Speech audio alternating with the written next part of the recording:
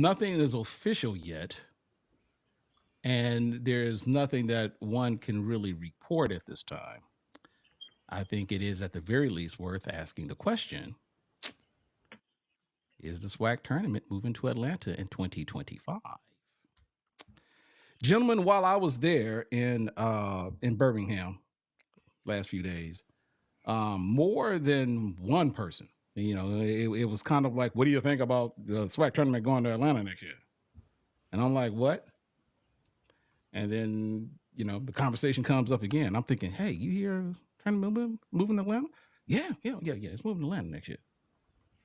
And I'm thinking, okay, these are two people who are very much in the know, and they wouldn't just throw that out there if there wasn't any validity to it. So I caught myself trying to do a little digging. And of course, for whatever reason, no one would really give me a straight answer. I think there is some validity to it. And I did come across somebody who appeared to be in the know. And that from what I understand, for all intents and purposes, this year's edition of the SWAC tournament this is the last year that it's going to be in Birmingham. And from what I'm told, it will move to Atlanta next year. And to be more specific, it will be in College Park. And I believe it is called the Gateway Center, where the Atlanta Dream plays.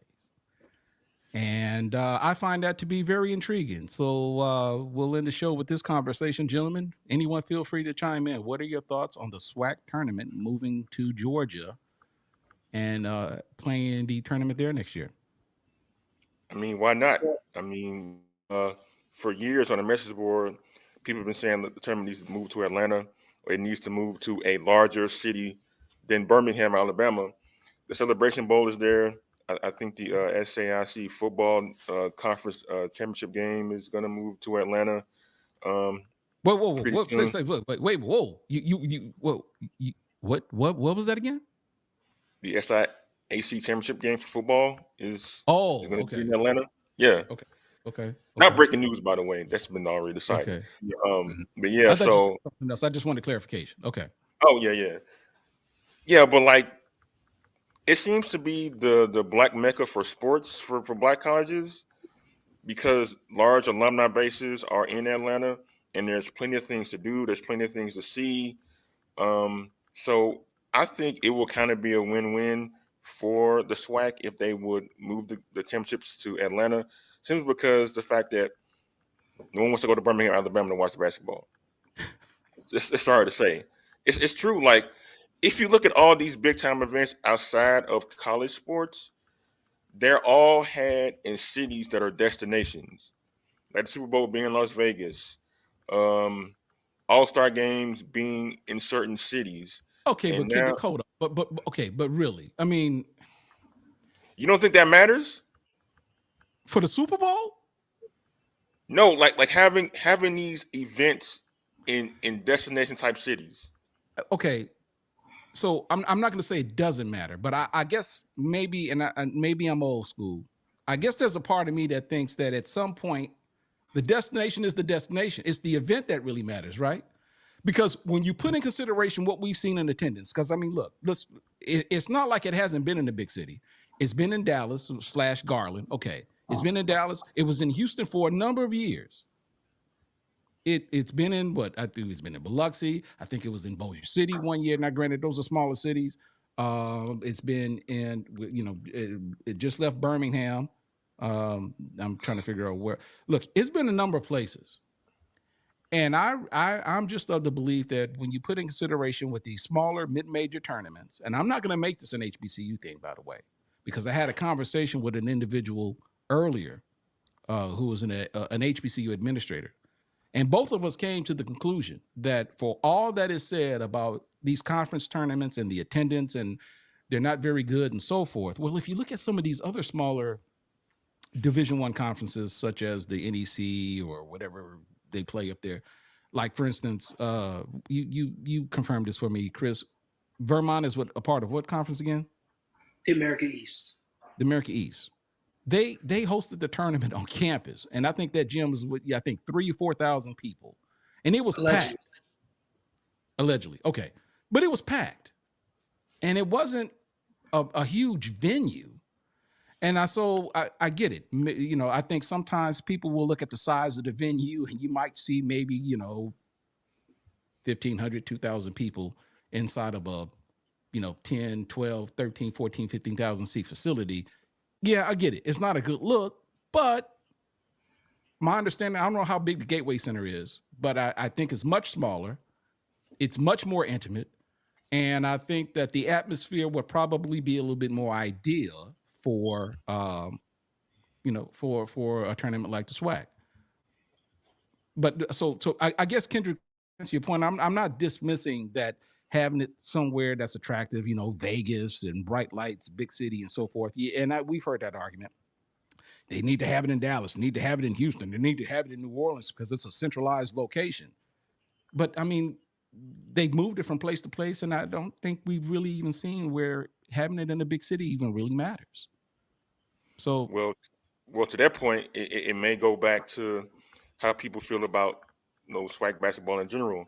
As I pointed out last week, the attendance for last year's tournament averaged just under 900, over 900 people for the entire weekend it was there.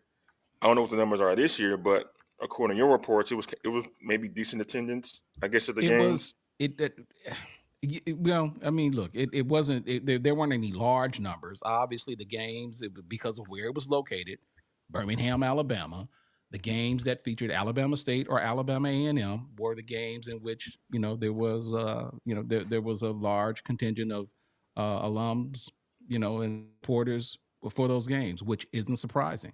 I will, to Jackson State's credit, the finals game, there were a nice little contingent of Jackson State folks who actually made that trip, depending on where they came from. I'm guessing it's only 2 hours out of Atlanta. So there were a nice number of people at the Jackson State game. But again, you say Birmingham sucks, and I'm telling you, it's just 2 hours out of Atlanta. Are we really going to expect anything different from the city of Atlanta if we move the game there? I'm not saying Birmingham sucks. I'm saying like it's not a destination type city. But does it have to be? For a lot of people, yes, it does have to be if they want to go somewhere, if they want to go to these tournaments in March outside of the state. They want to look forward to doing things and going places in the city they want to be in instead of going to Birmingham, Alabama. Nothing against Birmingham, Alabama, but it was somebody called it Boringham. Somebody wants to go to Boringham. Okay. No, but like my man Jordan got a point. Like, if you're gonna have a neutral site tournament, why not have it a place where people want to be?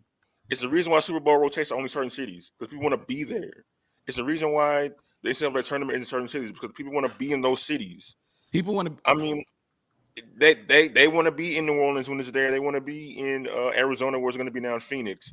They want to be in these places where the tournament is going to be so they can like have extracurricular activities outside of just the game themselves. But I will say the tournament has to be marketed better too at the same time. Like you can talk about moving it to this place or that place, but like if the SWAC and the schools themselves aren't putting the advertising and marketing dollars behind this event, then it don't matter where it's at because people ain't gonna show up to it. So I think like, and it starts before the season even before the tournament even begins.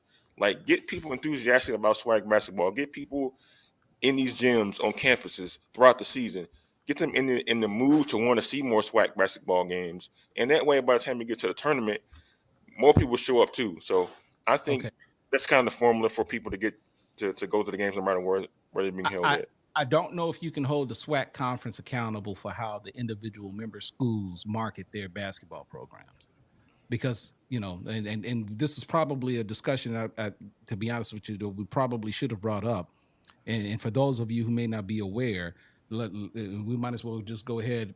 We've got a little bit more time to bring this up, and we can kind of talk about all of this. You guys may be aware that the SWAC is going to change the scheduling format of regular season games, in which the women will have their own night now. So whereas the doubleheader games have typically been on Saturday and Monday, the games are going to be now on Thursday, Saturday, and Monday, in which the women will be featured on Thursday. There will be doubleheader games on Saturday, and the men will be playing by themselves on Monday night. So not saying that that has anything to do with the game moving, with the SWAC moving the tournament to Atlanta. We can finish this discussion first. but I just want to make those who are listening to the stream or who will be watching this video later that is going to happen effective or next year. It's just simply a formality in which they need to vote upon it. But from what I understand, it's going to happen. But I will say this, Jared and Chris, what are your thoughts on the tournament moving to Atlanta in 2025? Jerry, you can go ahead. Yeah, I'm gonna take a point that Kendrick made and kind of piggyback off of it. It's advertising. If you don't advertise the tournament right, then it's not gonna be. I think the reason why, not to say that these two conferences are adequate in any way, but if you look at the CIAA tournament, you look at the advertising for the CIAA tournament, and you compare it to any other HBCU basketball tournament, it's night and day. You know what I mean? So I think I'm not speaking as someone who has knowledge about it as to what they can do, because I don't know.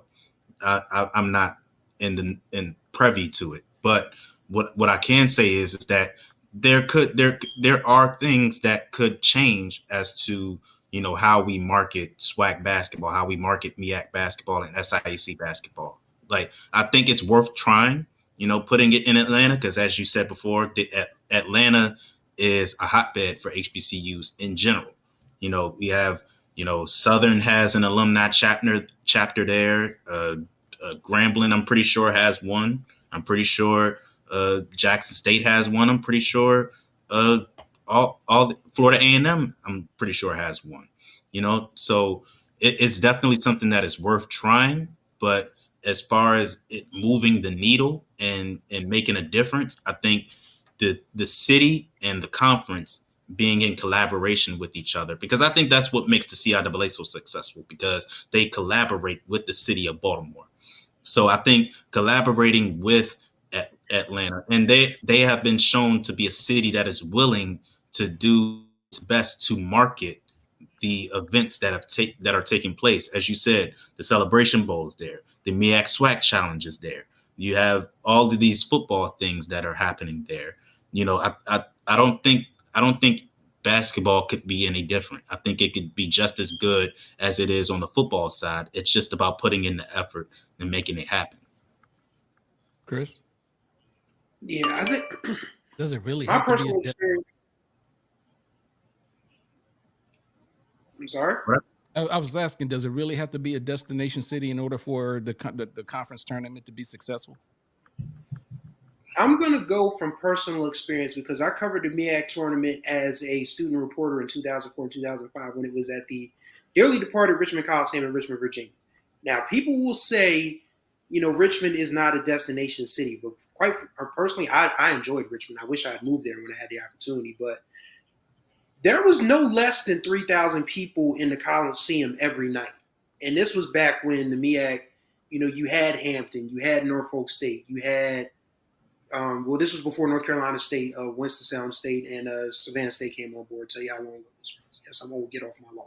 But when you think about, how embraced the MEAC tournament, and they would have, they had, the Coliseum is literally down the block from like this strip where you had restaurants, you had clubs, you had bars, and those restaurants, clubs, and bars would literally open their doors to MEAC, people who are in town for the MEAC.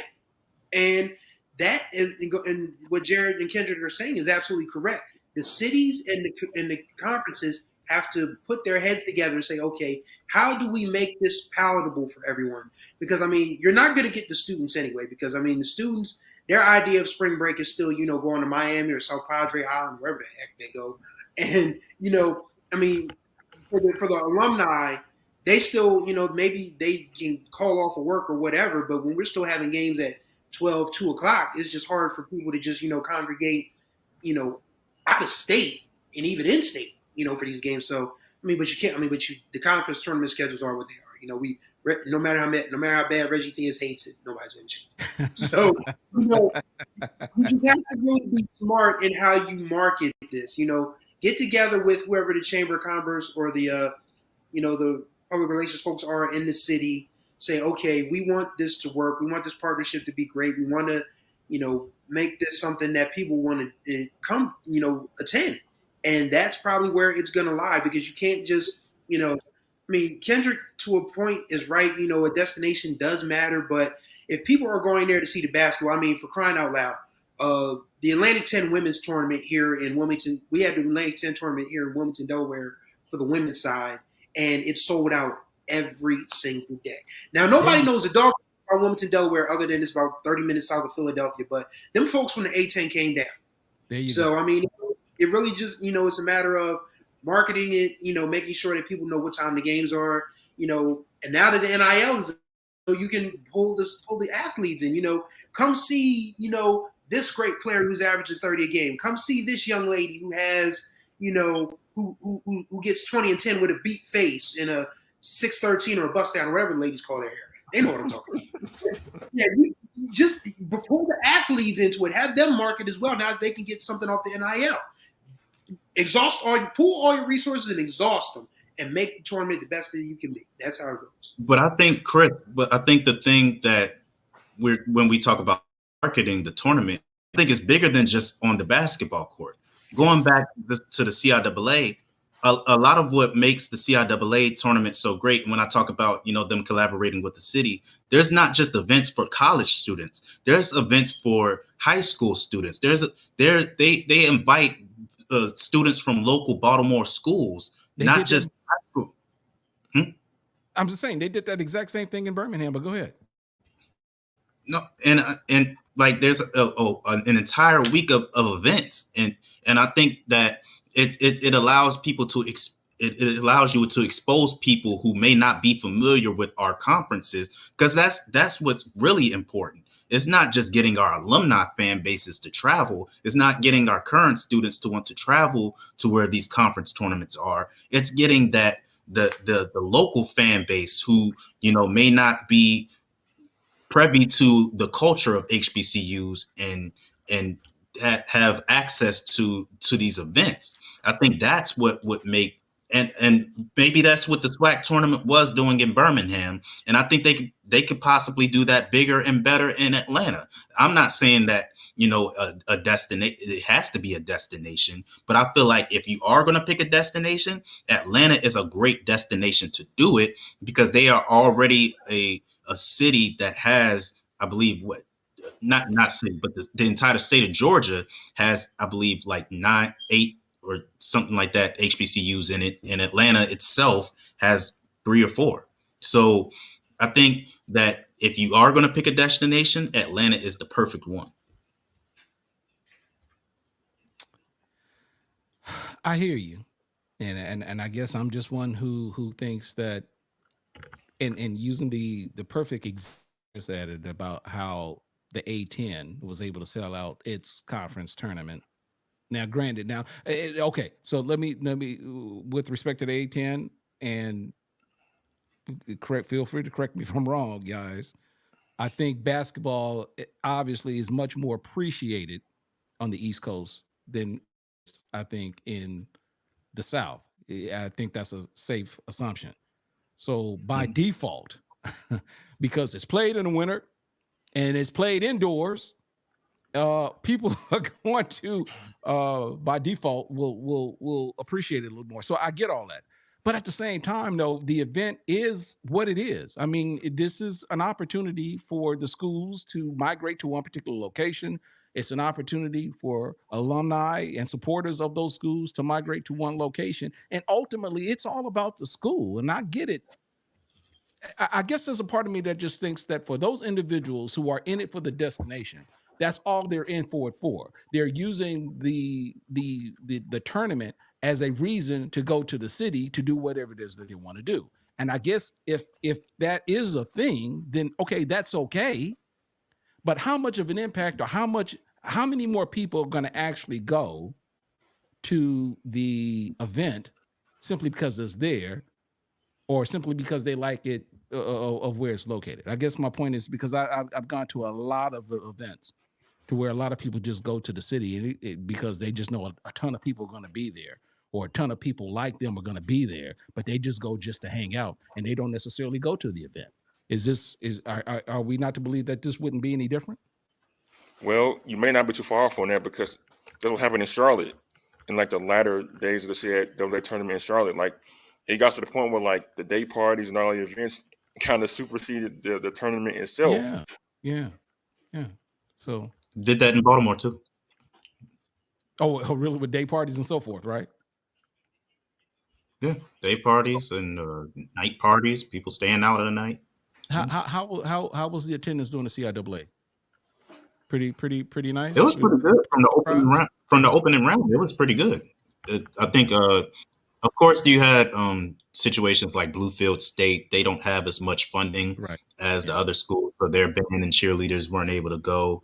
But I think they had a nice little section there. You know, who is it? St. Aug or Livingstone? One of the St. Aug is going through what they're going through right now. So, but I think Winston-Salem, even though they got eliminated early, they had a nice fan base out there. Virginia Union had a nice fan base out there. Fayetteville State showed up and showed out. I mean, they had a reason to, but not even going to talk about Bowie State because, of course, they were out there. But I think I wasn't saying that as a joke. We're literally trained geographically. It makes sense. Yeah, you're right. Yeah, but like I think because Baltimore is so accessible, it made it easier for the schools to be able to make it down there. So the attendance at the games were good no matter what, even if all the events surrounding the tournament were kind of hampered it a little bit.